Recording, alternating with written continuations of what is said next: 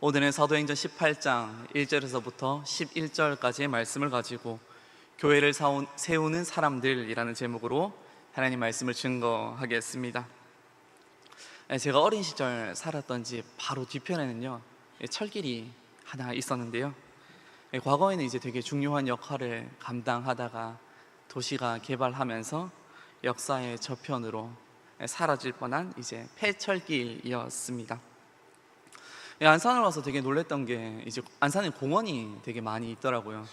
그런데 이제 제가 살았던 동네에는 공원들이 별로 없어서 그 폐철길은 동네 주민들의 좋은 산책 장소가 되었습니다. 이제 더 이상 기차도 운행하지 않고 또 이제 차도 올 수 없는 곳이다 보니까요, 어린아이와 가족들이 산책하기에 거기만큼 좋은 곳이 없었거든요. 저 또한 어린 나이에 어머니와 그곳으로 참 많이 산책을 나갔습니다. 평소와 마찬가지로 어머니와 동네를 산책하고 있는데 급한 일이 생겨서 어머니께서 갑자기 집으로 잠시 가게 되셨어요. 그리고 이제 저한테 이렇게 말씀하셨죠. 여기서 멀리 가지 말고 잠깐만 놀고 있어. 근데 이제 저를 지금 딱 보시면 아시겠지만 말 안 듣게 생겼잖아요. 그래서 어머니의 말씀은 벌써 잊어버리고 저는 평소에 산책했던 그 폐철길로 혼자 걸어갔습니다.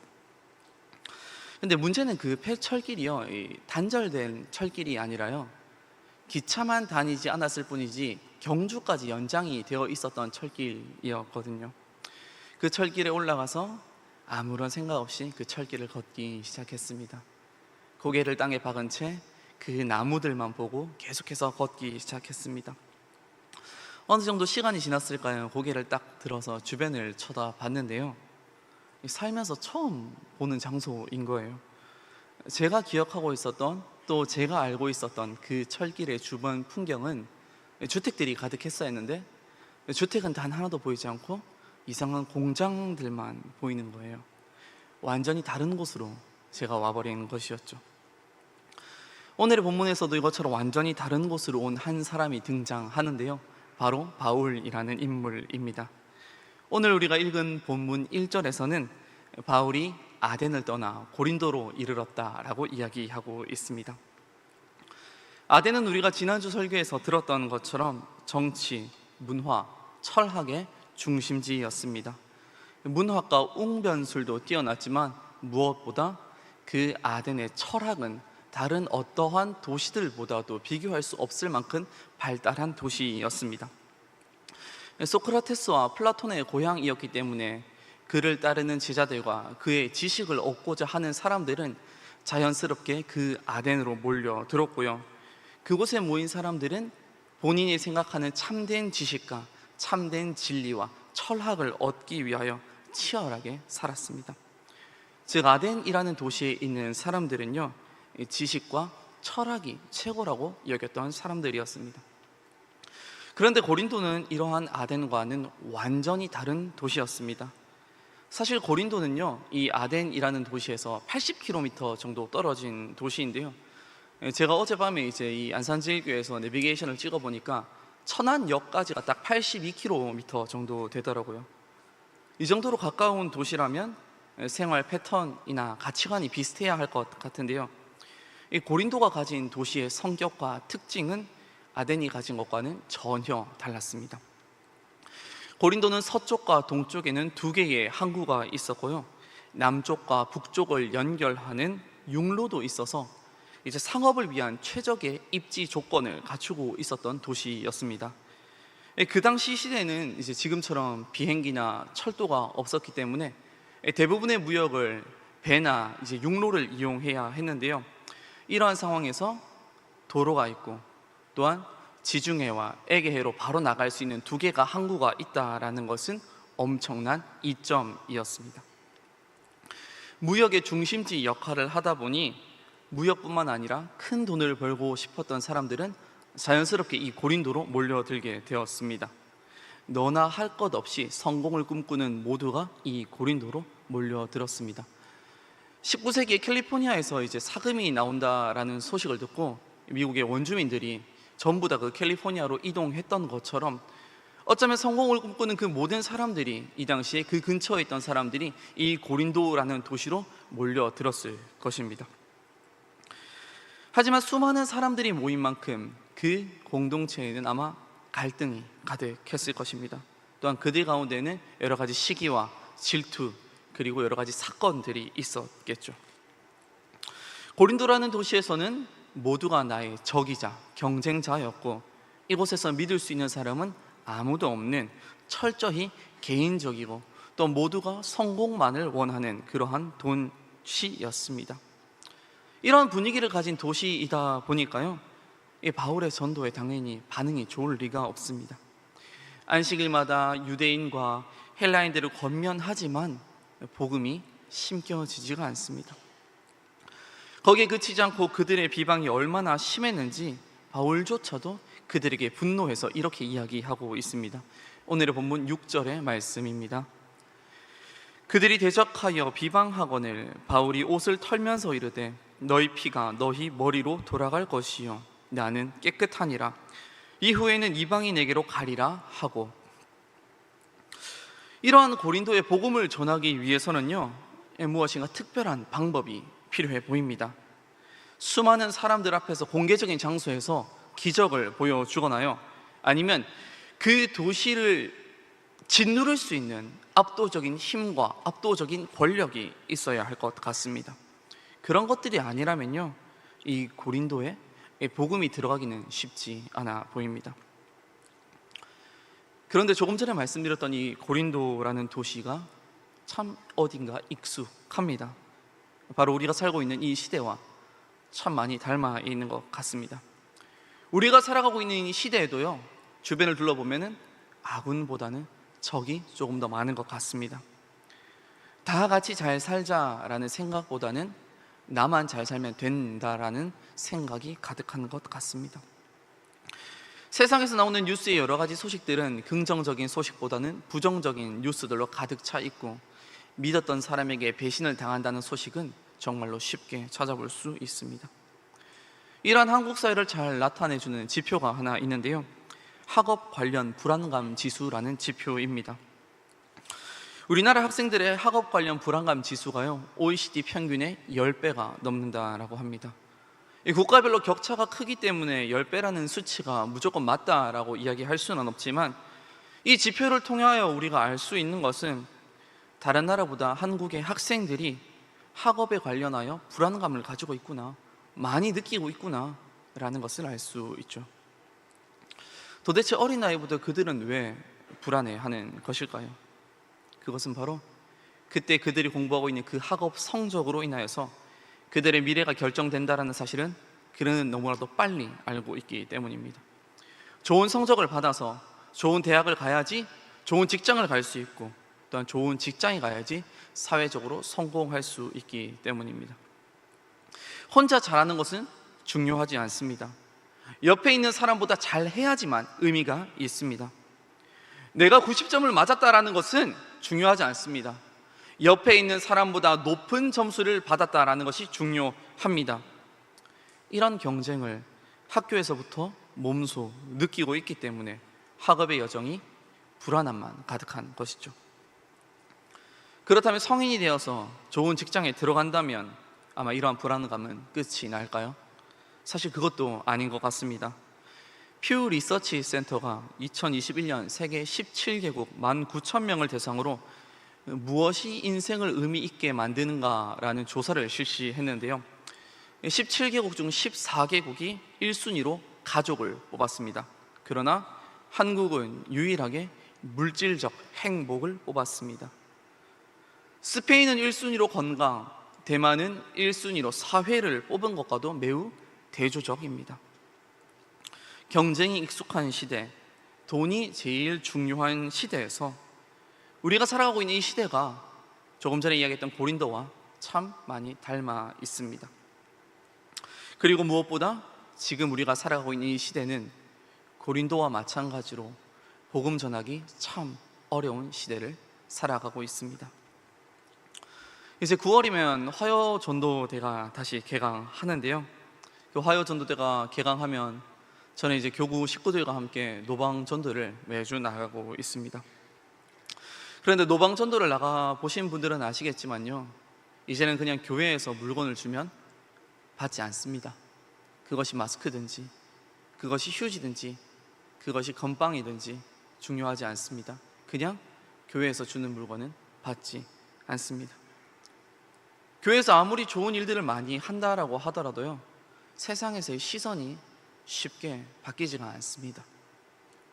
유튜브와 뉴스 댓글을 살펴보면요, 교회에 대한 호의적인 댓글보다는 악의적인, 비방적인 댓글이 아직도 많다는 것을 우리는 너무나도 잘 알고 있습니다. 이러한 상황을 돌파하기 위해서, 이러한 세상을 바꾸기 위해서 여러분들은 무엇이 필요하다고 생각하시나요? 무엇인지는 정확히 알 수 없지만 세상을 변화시킬 만한, 그들이 충격을 받을 만한 무엇인가 특별한 것들이 있어야지만 그들이 변화할 수 있을 것 같습니다. 혹시 이곳에 보신 분이 계실지도 모르겠는데요, 2017년에 개봉한 1987이라는 영화가 있습니다. 책상을 탁 치니 하고 죽었습니다 라는 막말을 남겼던 박종철 열사 고문치사 사건으로부터 영화가 시작해서 그 1987년의 6월에 민주항쟁까지 이어지는 그 내용을 영화는 담고 있는데요, 잘 알고 있는 것처럼 1987년은 군사 독재 시절이었습니다. 잘못을 잘못이라고 이야기하더라도 처벌을 받는 시대였습니다. 끌려가면 고문을 당하는 것은 당연했었고, 그 고문을 받다가 죽는 사람들도 있었습니다. 하지만 그 죽음조차도 은폐되었었죠. 1980년 광주에서 엄청난 참사가 있었음에도 7년이 지난 지금도 시대가, 이 사회가, 나라가 단 하나도 변하지 않자 아마 수많은 사람들이 절망했을 것이에요. 도대체 어떻게 해야지 이 나라를 변화시킬 수 있을까? 무슨 방법을 써야지 이 국가를 변화시킬 수 있을까? 아마 그 당시 12.1 운동했던 모든 사람들은 수없이 고민했을 것입니다. 반대로 모든 것들을 해봐도 사회가 변하지 않자 포기하면서 살아갔던 사람들도 있을 것입니다. 아무리 해봤자 안 될 것을 알고 있기에 더 이상 힘을 쓰지 않고 순응하는 것이죠. 이 1987이라는 영화의 여주인공인 연희도 그런 사람이었습니다. 아버지께서 이제 노동운동을 하다가 돌아가셨는데요, 아버지께서 돌아가셨는데 바뀐 것이 단 하나도 없었거든요. 다른 것 다 내팽개치고 그 노동을 위하여서 정말 열심히 운동했었거든요. 그런데 결국 돌아온 것은 싸늘한 시신이었습니다. 아버지의 그 희생이 굉장히 무의미하다고 느꼈을 것 같아요. 그리고 그러한 아픔과 두려움이 있었기 때문에 이것도 아니고 저것도 아니고 그저 나에게 피해가 오지 않을 정도로 살아갔었는데, 그러던 어느 날 이한열 열사를 만나게 됩니다. 매번 거리에 나가도 쫓기고 도망치고 숨고 그렇게 힘들게 사는 상황인데도 그 이한열 열사는 계속해서 그 시위의 자리로 나아가는 거예요. 그래서 이 연이라는 사람이 궁금해서 이렇게 물어보는데요, 그런다고 세상이 바뀌나요? 아마 이 연이라는 사람의 속마음에는 이런 마음이 있었는지도 모릅니다. 시위로는 절대 이 세상을 바꿀 수가 없습니다. 세상을 바꾸기 위해서는요, 무엇인가 특별한 것을 해야 해요. 지금처럼 평범한 사람들이 날마다 이렇게 외치는 것으로는 절대 이 세상은 바뀌지 않습니다. 아마 이렇게 이야기하고 싶었는지도 모르겠습니다.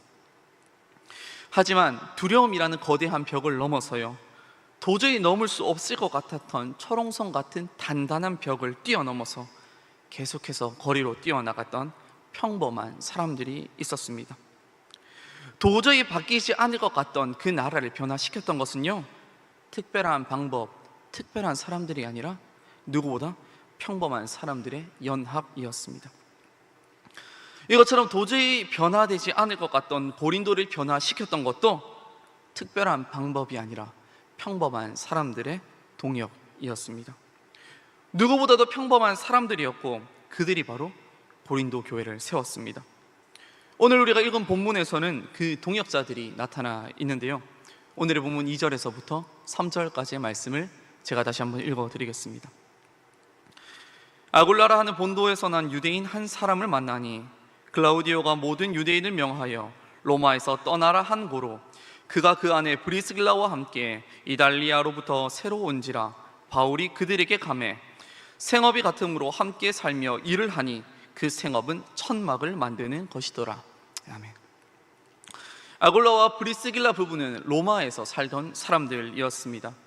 글라우디오 왕의 칙령 때문에 그 로마에서 쫓겨나게 되었는데요, 이 2절의 본문에서는 유대인들을 로마에서 떠나라 라고 이야기하고 있지만 정확하게는 그리스도를 믿는 유대인들은 로마에서 떠나라 라는 칙령이었습니다. 이것들을 봤을 때 이 아굴라와 브리스길라의 부부는 이미 로마에서부터 기독교인이었다는 것을 우리는 알 수 있습니다. 다른 여러 가지 도시들을 놔두고 왜 하필 이 고린도라는 지역에 정착했는지는 알 수 없지만 그들은 지금 이 고린도라는 도시에 정착했고 이곳에서 천막 만드는 일을 하면서 살아가는 평범한 사람이자 평범한 부부였습니다. 바울도 천막 만드는 일을 했기 때문에 바울이 고린도로 왔을 때 이들은 경쟁자가 될 수 있었습니다. 하나라도 업체가 줄어야지 나한테 더 많은 오더가 들어오거든요. 그래야지 내가 더 많은 부를 가질 수가 있거든요. 하지만 3절의 말씀을 보면 그들이 함께 살며 함께 일을 했다라고 이야기하고 있습니다. 이 본문을 통하여서 알 수 있는 것은요, 이 아굴라와 브리스길라 부부는 그 고린도라는 세상의 가치관대로 살아가지 아니하고 그 힘든 상황 가운데에서도 하나님의 가치를, 하나님의 뜻을 실현하기 위하여 그곳 가운데에 묵묵히 살아갔던 사람들이라는 것입니다. 이렇게 바울이 고린도에서 만난 첫 번째 동역자가 탄생했습니다.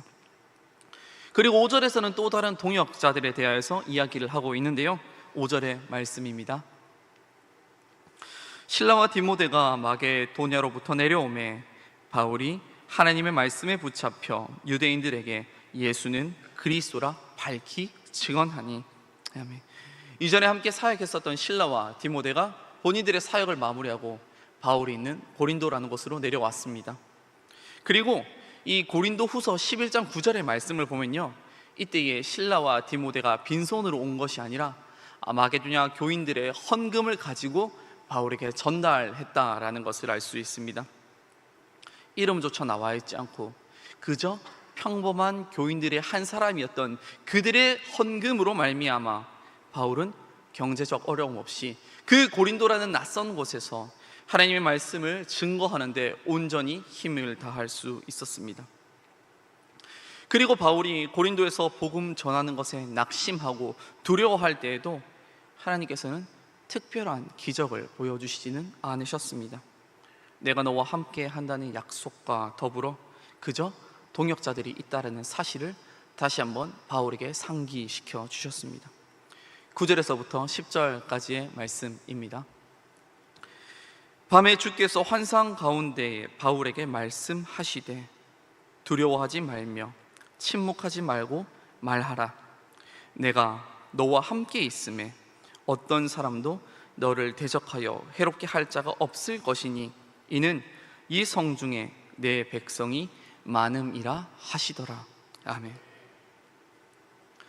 하나님께서는 어떠한 기적의 능력을 보여주시지 않으셨습니다. 하나님께서는 이것들을 돌파할 수 있는 어떠한 특별한 수단을 바울에게 주시지 아니하셨습니다. 하나님께서는 그저 바울에게 내가 너와 함께 한다라는 그 사실과 이 성 가운데에 주의 백성이 많이 있다, 그 동역자들이 있다라는 사실로 바울을 위로하셨습니다. 바울은 그러한 동역자들의 위로와 하나님으로 말미암아 이 고린도라는 땅에서 1년 6개월이라는 시간을 보낼 수 있었습니다. 여러 핍박과 여러 비난이 찾아왔을 것입니다. 그럼에도 불구하고 바울은 그 동역자들과 함께 그 시기를 담대하게 이겨냈을 것입니다. 어떤 무엇인가 특별한 조건들이, 어떠한 특별한 요소가 바울을 담대하게 했던 것이 아닙니다. 세상이 봤을 때에 누구나 부러워할 만큼 능력 있는 사람들이요, 권력 있는 사람들이요, 부를 가진 사람들이 고린도에 교회를 세운 것도 아니었습니다. 그저 세상에서는 평범해 보이고 익숙해 보이고 우리 주변에 있는 것 같은 그러한 사람들이 몇 명이 모여서 도저히 교회가 생길 수 없을 것 같은 그 고린도에 교회가 세워졌습니다. 그리고 그 교회로 말미암아 도저히 바뀔 것 같지 않았던 그 고린도라는 도시는 서서히 변화되기 시작했습니다. 그 시작점은, 그 교회를 세웠던 사람들은 바로 평범한 사람들이었습니다. 화요일에 사회복지법인 강물의 25주년 기념 행사가 교회 지하 1층 베델홀에서 있었습니다. 일부 행사 시간은 저에게 참 의미 있는 시간이었는데요, 1999년에 시작된 그 강물이라는 복지재단이 이제 청년의 나이가 되어서 그때보다 훨씬 더 많이 성장했고 그때보다 더 많은 사역을 하고 있고, 또한 지금 이 안산이라는 도시에서 어떻게 빛과 소금의 역할을 감당하고 있는지 알 수 있는 시간이었습니다. 하지만 이것보다 더 은혜가 되었던 게 하나 있었는데요, 그것은 강물이 그 25년이라는 시간을 지나오면서요, 정말로 많은 수많은 봉사자들과 또한 많은 후원자들의 헌신과 기도로 말미암아 여기까지 올 수 있었다라는 것입니다. 교회만 그 사역을 감당했던 것이 아니었습니다. 그곳에 일하는 직원들만 그 사역을 감당했던 것이 아니었습니다. 평범해 보이고 이름 없는 것 같은 그 보이지 않는 그 동역자들이 그 사역을 함께 감당했기 때문에 강물이 25주년을 지나서 여기까지 올 수 있었던 것입니다. 그것들을 느꼈기 때문에 저는 그 시간 정말로 참 많은 은혜를 받았습니다. 사랑하는 안산제일의 모든 성도 여러분, 이 험난한 세상 가운데에서요, 복음의 씨앗을 심기 위하여 무엇인가 특별한 방법이 필요하다고 생각될 때가 있습니다. 또한 이 교회가 더욱더 든든히 세워지기 위해서는요, 어떤 특별한 것들이 있어야 한다라고 고민할 수 있습니다. 더 나아가서 이 완악한 세상을 변화시키기 위해서는요, 어떠한 특별함이 있어야 한다라고 생각할 수 있습니다. 하지만 도저히 복음이 심겨지지 않을 것만 같았던 물질 만능주의와 타락이 가득했던 그 고린도의 도시를 변화시켰던 것은요, 평범한 사람들이 함께 모였던 예배 공동체이자 그 작은 교회였습니다. 그리고 오늘 이곳에 있는 우리를 안산제일교회의 동역자로 부르셨습니다. 이곳에 있는 우리로 말미암아 도저히 변하지 않을 것만 같던 도시인 안산과 이 대한민국이 변화될 것입니다. 또한 하나님께서는 이 교회를 통하여서, 그리고 이곳에 있는 우리 동역자들을 통하여서 이 도시의 영성을 새롭게 할 것입니다.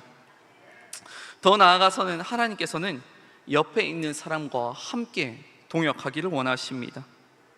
아굴라와 브리스길라가 본인의 이득을 내려놓고 바울과 함께 그 일들을 감당했던 것처럼, 그리고 함께 동역했던 것처럼 세상의 가치관과 세상의 기준으로 살아가는 것이 아니라요, 하나님 나라의 가치를 가지고 하나님의 말씀을 의지하여서 이곳에 있는 주의 백성들과 함께 동역하시며 살아가시길 간절히 소망합니다.